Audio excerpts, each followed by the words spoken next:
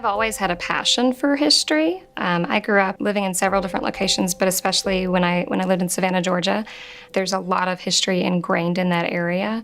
And so I grew up going on field trips on a regular basis to different historic locations. We would walk to field trips. It was a really neat experience. In terms of World War II and my interest in that, my grandfather served in the Pacific. So that was part of the desire to want to participate in the Understanding Sacrifice program, especially when I figured out that they were going to focus on the Pacific this year. The whole program is a year-long institute, and so we started in November with a kickoff weekend in Washington, D.C., where all 18 teachers that are involved in the program met up in Washington, and we started with discussions about what the institute would look like and the work that was involved and the different projects that we would be doing as a part of it.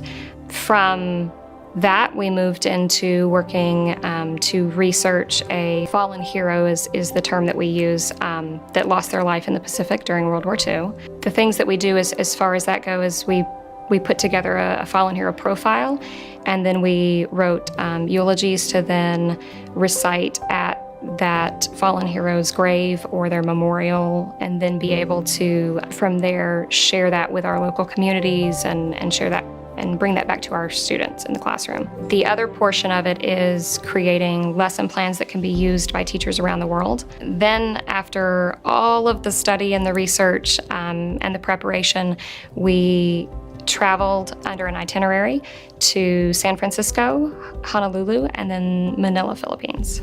We hear about the majors and the generals and the Medal of Honor recipients. We hear about those that were famous in battles and different scenarios in war, but we don't always hear the individual everyday stories. And so in being able to work with my fallen hero's family, I not only got his story, but their stories as well in terms of how they responded to the war effort and how their community responded. So it gives you a variety of perspectives that you can look at and brings a more personal connection. My fallen hero is Quartermaster Second Class Edgar Blanham Atkinson. He was born in Banner Springs, Tennessee on the Cumberland Plateau. He is the son of a Methodist minister and the eldest of 8 siblings, 4 boys and 4 girls.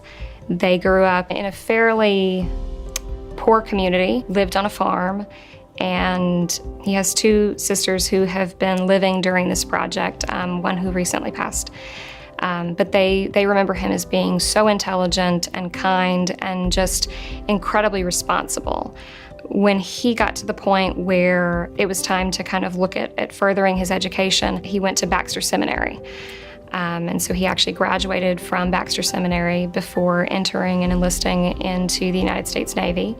He enlisted prior to the attack on Pearl Harbor.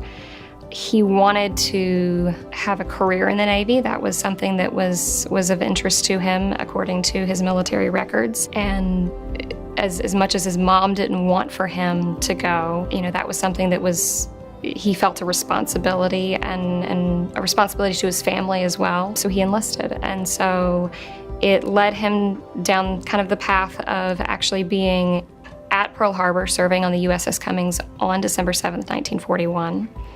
He survived Pearl Harbor and was on a convoy after Pearl Harbor, basically headed back to San Francisco. And he was on bridge watch duty and fell overboard in a rough sea.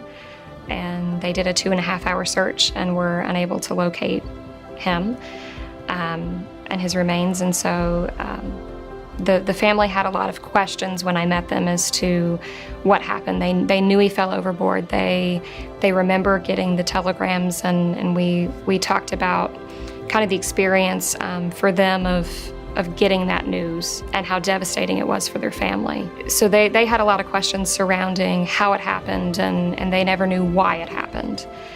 And so the nice part about this institute was being able to kind of provide them with a few answers. It wasn't everything that they wanted to know, and it certainly doesn't make it any easier. But to be able to provide them with what they considered closure on the matter, and to provide them with the military record and to be able to share that with them that they had never seen, with eyewitness reports of that day, They were unaware that there was a 2.5-hour search for him. They felt a sense of closure because of all of this.